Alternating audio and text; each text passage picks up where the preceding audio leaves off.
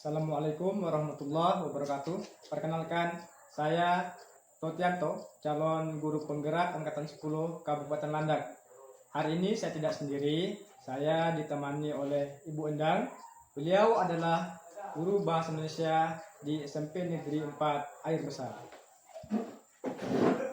Assalamualaikum warahmatullahi wabarakatuh, Bu Endang. Waalaikumsalam warahmatullahi wabarakatuh.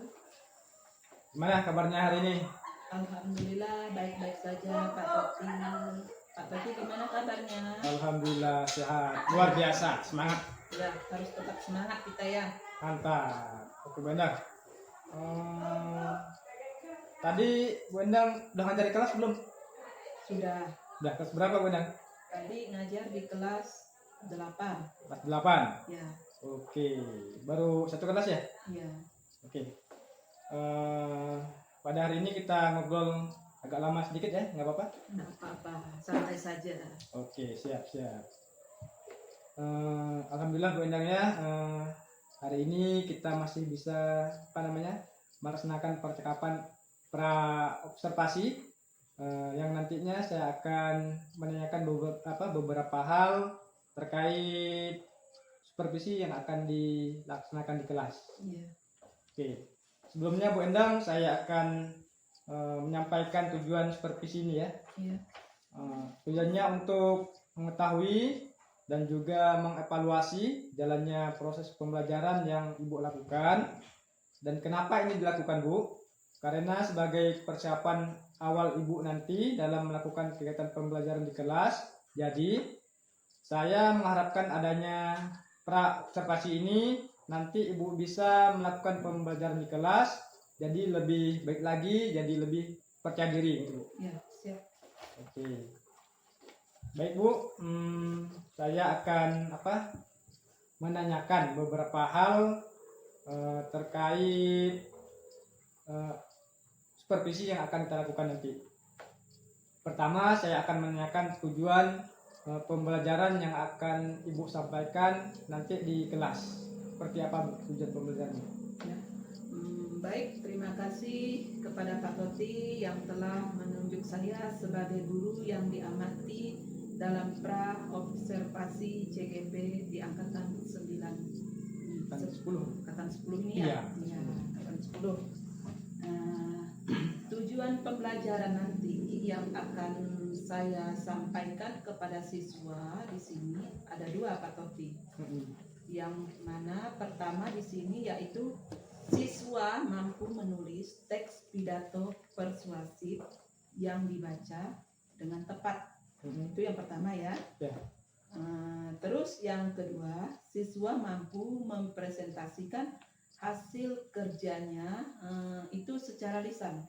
Seperti itu saja Pak Toti, tujuan pembelajaran yang akan saya sampaikan kepada siswa nanti.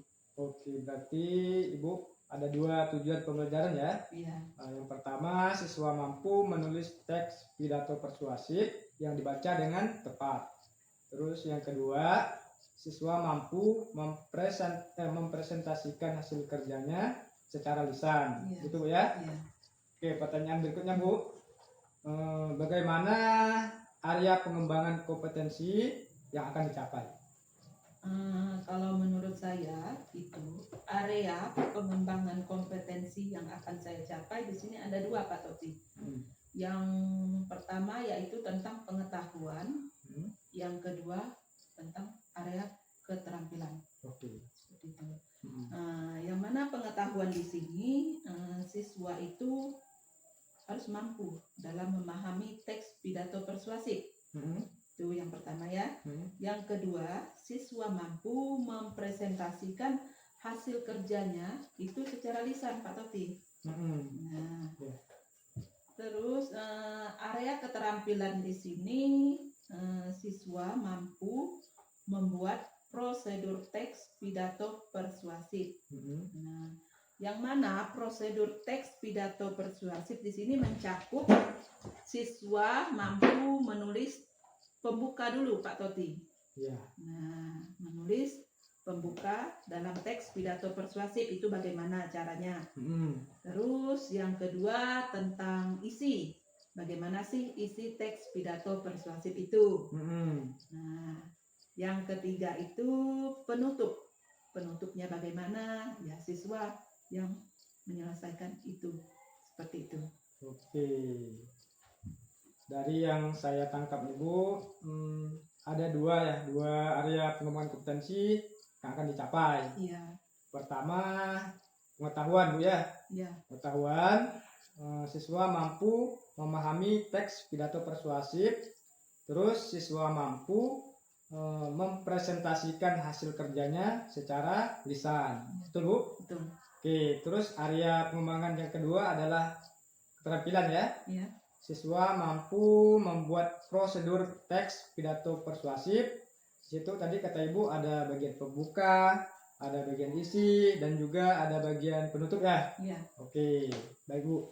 Ini terkait nanti pembelajaran yang akan Ibu laksanakan di kelas. Tentunya Ibu punya rencana kan, rencana pembelajaran. Iya. Bisa Bu Endang menjelaskan menggunakan metode apa, misalkan strategi apa, maupun model apa nanti yang akan Ibu terapkan pada pembelajaran di kelas Ibu. Baik, rancangan rencana pembelajaran yang akan saya gunakan di sini ada 3 ya Pak Toti. Yang pertama strategi, yang kedua metodenya bagaimana, yang ketiga yaitu modelnya itu bagaimana. Yang pertama strategi. Strategi di sini yang akan saya gunakan dalam pembelajaran itu berbentuk berdiferensiasi yang terintegrasi dengan kompetensi sosial emosional. Itu biasa disebut KSE biasa ya Pak Toti. Oke, benar, Seperti KSE. itu kan? Betul, KSE. Ya. Berdiferensiasi di sini itu harus disesuaikan dengan kebutuhan siswa Pak Toti. Karena bukan apa, kalau tidak disesuaikan dengan kebutuhan siswa itu akan berdampak tidak baik. Betul. Kalau hanya berdasarkan kebutuhan guru saja. Nah, kalau berdasarkan kebutuhan siswa itu akan berdampak baik karena itu apa yang dimau oleh siswa. Seperti Oke, itu. mantap. Nah, terus untuk metode di sini berdiferensiasi di sini ada 8 siswa yang menyukai audiovisual, terus ada 11 siswa yang menyukai video visual. Video visual ya. Ya, video visual. Yang mana di sini kebanyakan perempuan Pak Toti. Perempuan ya. Iya, sedangkan laki-lakinya itu sedikit yang menyukai ini. Nah, Ya, seperti itu ya. Ya. Terus untuk metodenya nanti yang akan saya gunakan yang di sini yaitu pertama diskusi kelompok. Yang mana diskusi kelompok ini akan saya bagi nanti Pak Toti. Setiap kelompok itu bisa menjadi 3 atau 4 orang dalam satu kelompok. Nah, setelah saya membagikan kelompok tadi, nanti mereka berdiskusi, mereka akan saya akan memberikan penugasan kepada siswa tersebut. Nah, setelah memberikan penugasan di sini nanti mereka akan mempresentasikan hasil kerjanya di depan kelas. Secara berkelompok ya. Nah, habis itu setelah presentasi mereka harus melakukan tanya jawab antara kelompok satu dengan kelompok yang lain. Seperti itu. Oke, saling tanya jawab itu Bu ya? Iya, saling tanya jawab antara kelompok satu dengan yang lainnya biar keadaan kelas itu menjadi agresif, lebih hidup itu ya? Lebih hidup dalam pembelajaran. Seperti itu ya. Terus untuk model pembelajaran di sini saya menggunakan model pembelajaran problem based learning. Yang mana problem based learning biasa disebut PBL ya Pak Toti? Ya, benar. Problem based learning di sini yaitu pembelajaran yang berbasis masalah. Nah, yang mana siswa itu dituntut untuk menyelesaikan masalah yang ada di lembar LKPD nanti. Seperti itu. Oke, baik Bu Endang, saya ulang ya. Ya, Dari yang saya simak tadi, Bu Endang menggunakan strategi pembelajaran berdiferensiasi yang terintegrasi dengan KSE. iya, Betul Bu Endang ya? iya, seperti itu. Yang mana di situ juga disesuaikan dengan kebutuhan para siswa. Tadi saya dengar Bu Endang ada siswanya yang menyukai audio visual, menyukai video visual ya. Iya, seperti itu. Terus di situ saya simak juga kebanyakan perempuan Bu Endang ya kan? Iya, kebanyakan perempuan. Kalau laki-laki itu sedikit. Oke. Berarti Bu Endang nih menurut saya telah melaksanakan asesmen ataupun diagnostik awal sebelum Pembelajaran. sebelum belajar ataupun sebelum membuat rencana pembelajaran ini. Bu, Iya. ya.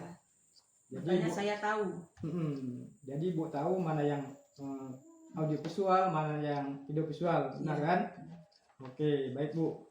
Terkait dengan metode pembelajaran, Ibu di sini nanti akan menerapkan diskusi kelompok ya, yang akan dibagi dalam beberapa kelompok kan. Iya. Di situ di tiap kelompok nanti ada 3 atau 4 siswa.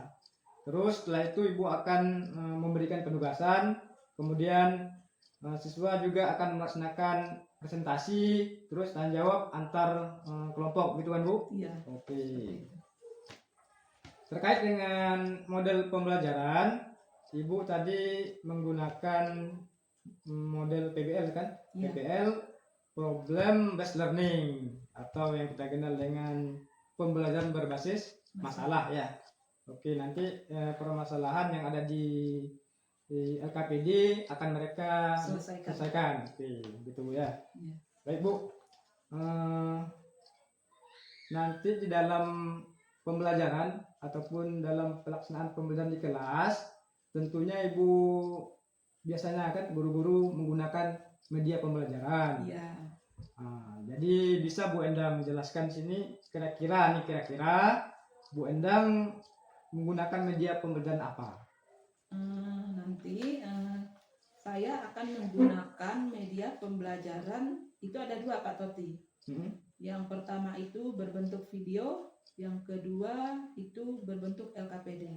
Nah, yang berbentuk video ini nanti saya akan memutarkan sebuah video pembelajaran yaitu tentang teks pidato persuasif. Nah, di mana siswa ini saya minta untuk mengamati, mencermati apa yang ada di dalam teks pidato persuasif tersebut. Mencermati tentang bagaimana isinya, bagaimana pembukaannya, bagaimana penutupnya, seperti itu. Terus yang kedua yaitu LKPD, yaitu lembar kerja peserta didik.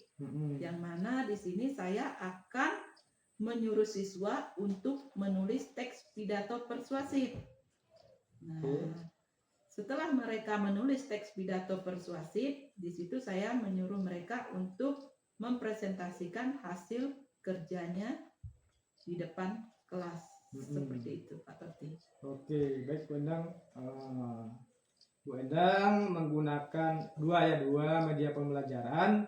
Betul Bu Endang? Betul. Yang pertama adalah video pembelajaran dan yang kedua adalah LKPD. Iya. Untuk video pembelajaran Bu Endang nih membuat sendiri ataupun misalkan mengambil dari YouTube atau video pembelajaran lainnya mungkin di PMM atau gimana Bu?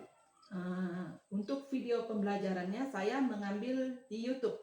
Di YouTube Bu ya? Iya, yaitu tentang narkoba. Jadi mereka mencermati bagaimana pembukaannya dalam video tersebut, terus bagaimana isinya, terus bagaimana penutupnya, seperti itu. Oke, baik Bu Endang.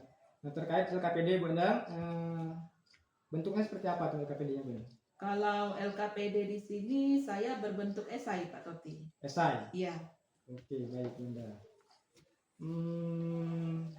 Kita pertanyaan terakhir nih Bu Endang. Pertanyaan terakhir ya. Ya. Kira-kira kapan waktunya nih Bu Endang akan melaksanakan pembelajarannya di kelas? Saya akan melaksanakan pembelajaran di kelas ini pada hari Kamis. Kamis? Ya, Kamis jam pertama. Kamis jam pertama. yaitu di kelas 9 Pak Toti. Seperti itu. Oke, baik ya. Jadi Bu Endang akan melaksanakan pembelajaran di kelas pada hari Kamis jam pertama di kelas 9. Ya, di kelas 9. Oke, nanti Bu, saya akan ikut pembelajaran Ibu itu ya di kelas. Ya. Saya akan hadir di situ, saya akan mengamati, saya akan melihat dan mencatat hal-hal apa saja yang Ibu lakukan pada pembelajaran tersebut. Gitu ya. Iya. Setelah itu Bu, setelah Ibu melaksanakan pembelajaran di kelas, kita akan melaksanakan diskusi kembali Bu. Kalau sekarang ini kan namanya diskusi pra observasi. Nah, kalau itu setelah pelaksanaan pembelajaran kita akan diskusi yang namanya pasca observasi. Betul Bu ya? Ya. Terima kasih Ibu ini atas waktunya. Mudah-mudahan dalam melaksanakan pembelajaran di kelas nanti semuanya lancar dan tidak ada halangan Bu ya. Ya, amin. Oke, terima kasih Bu atas waktu dan segalanya. Mohon maaf jika ada kekurangan. Assalamualaikum warahmatullahi wabarakatuh. Waalaikumsalam warahmatullahi wabarakatuh.